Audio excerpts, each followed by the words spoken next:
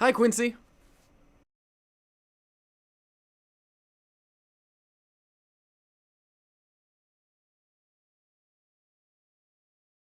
What inspired me to make my channel, I think, was just the need to make something, to make things that I was interested in that other people would hopefully be interested in as well.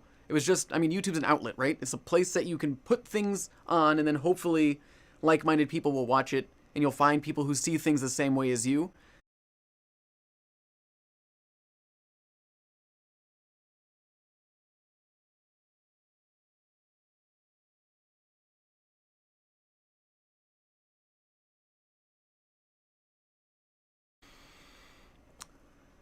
I think YouTube will continue to grow, but I kind of like to think of it as kind of Napster. Remember Napster like changed the face of how we consumed music. And I kind of feel like that YouTube is doing a certain thing with the same, but I don't know. Maybe is it going to be like the trendsetter? And it's a mark that people then copy. Like, oh, hey, we can actually sell things as channels, as packages that you can watch over the internet. I mean, Hulu does it, or if you go to abc.com, you can watch ABC content. So is maybe was YouTube just the instigator of that, and then there's another platform that's going to be able to do it better, that the people who aren't just making content on YouTube, but the people who are making content on television will have a platform to distribute it. And I think as long as they have the majority of the money, they're going to be the ones that decide how and where we get content.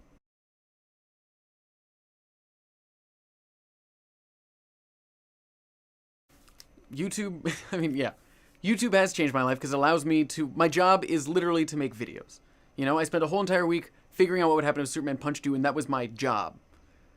That's really cool.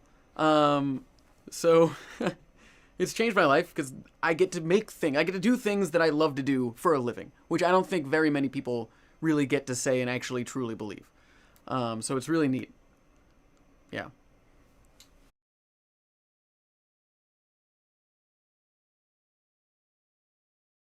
Well, I wanted to be a light switch when I was a kid, but then the main thing I wanted to do was just entertain people was really important to me, just making people smile or laugh. And I think I've achieved that, I guess. I'm an entertainer, I would think. So yes, I have achieved that, I think.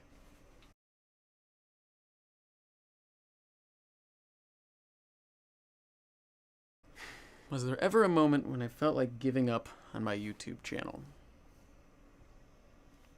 No, I don't think I ever. I can't think of a moment where I wanted to give up on the channel, or I thought that what, this isn't worth it. Because even if only 100 people saw it, that's still 100 people. How many people do you meet in a lifetime?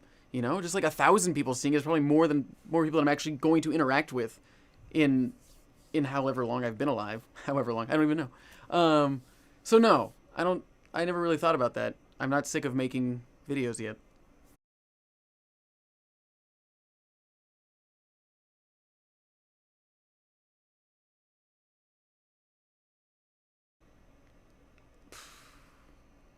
I don't know. What is a typical day?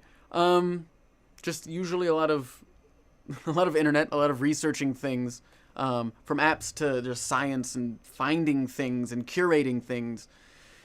A lot of that, a lot of learning, and a lot of creating is a normal day, and a lot of eating.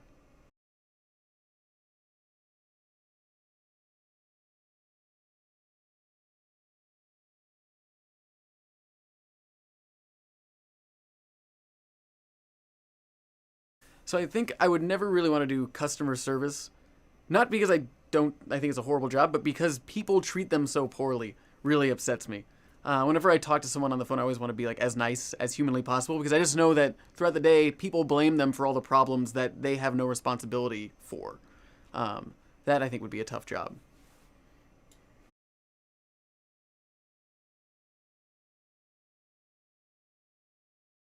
Uh, I'd be the first Vimeo star. No, what would I be doing? I don't know. I think I would probably before I started YouTube, I was making videos, I was making commercials, so I'd probably still be doing that, I guess.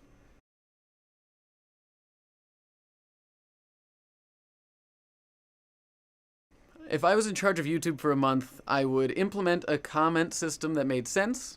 So you can actually have conversations with people in the comments.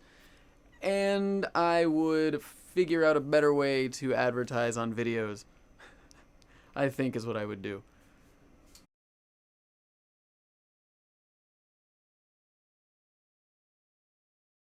What's next?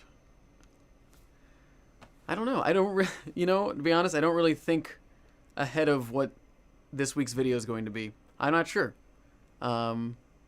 More videos, I guess, hopefully. But who knows what's going to happen? I think that's the exciting thing is you don't know. You never know if your video is going to do really well or if it's going to do poorly.